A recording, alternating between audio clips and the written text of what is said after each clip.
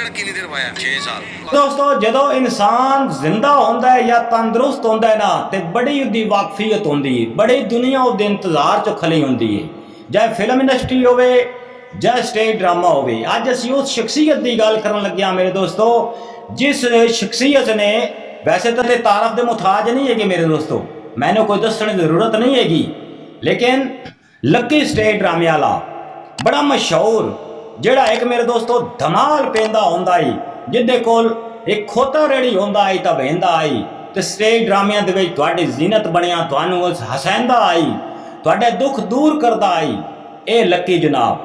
ਤੇ ਅੱਜ सिर्फ वीडियो बनाने का मतलब यह है मेरे दोस्तों कि अज वो तकलीफ विच आधा महीने का मैनू 1.5 लाख रुपया लभदा आई, महीने का 1.5 लाख रुपया कमांदा अस मैं उदों, लेकिन हुण जदों बीमारी की हालत हुई तो सब सज्जन बेली छड्ड गए नो। ए छोटा जिहा ऐड जरा देख लो। 6 साल तबीयत अचानक मेरी खराब हो गई, मैनू फालज का अटैक हो गया, शुगर ने अटैक कर दिता मैनू।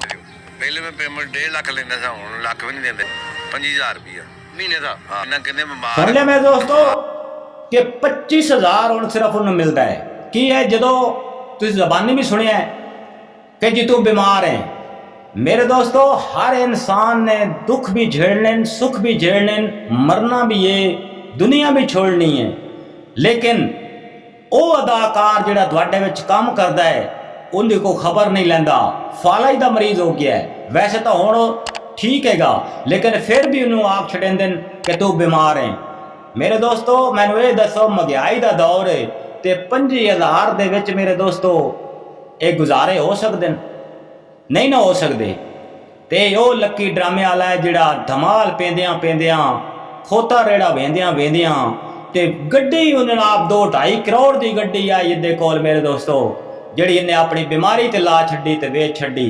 ये लकी ड्रामे वाला मेरे दोस्तों, ये मेरे स्टेज ड्रामे का जीनत आई, बड़ा हसांदा आई मेरे दोस्तों।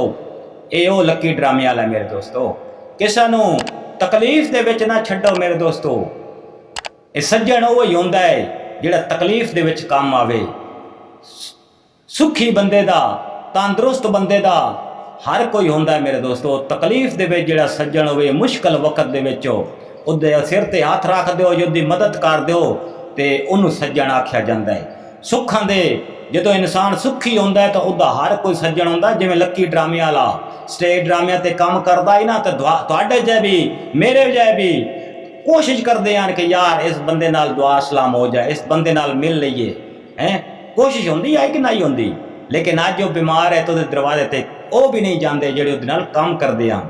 मेरे दोस्तों छोटी जी वीडियो बनाइए, सोचिया समझिया करो। दुनिया दे विच लै कुछ भी नहीं जाना मेरे दोस्तों, सब कुछ इत्थे रह जाना हैगा। ये आजमा के देख लेना, कभी इंज रेत का बुक भरेगा ना तो रेत सारी किर वैसी गई, तेरी मुट्ठी च ना उसी गई। जिंदगी एक इंसान दी इंज रेत तरह मेरे दोस्तों। वो भी अल्फाज होने या वो चंगे काम होने जिहड़े किसी नाल तुसीं 2-4 गल्लां कर लेणियां, या किसी नाल कोई मेरे दोस्तों काम आउंदे ने इंसान दे, किसी नाल हस खेड लेना, किसी दे नाल चंगा काम करना या चंगा वर्ताव रखना। तो छोटी जी वीडियो बनाइए मेरे दोस्तों। वीडियो पसंद लगी हो तो चैनल को लाइक सबसक्राइब जरूर कर दो। इस चैनल के उत्ते पुराने अदाकारां दियां नवे अदाकारां दियां स्टोरियां मैं लियांदा रहना। अल्लाह सोने के हवाले, अपना ढेर सारा ख्याल रखिया है, दुआओं भी याद रखिया है। अल्लाह हाफिज़।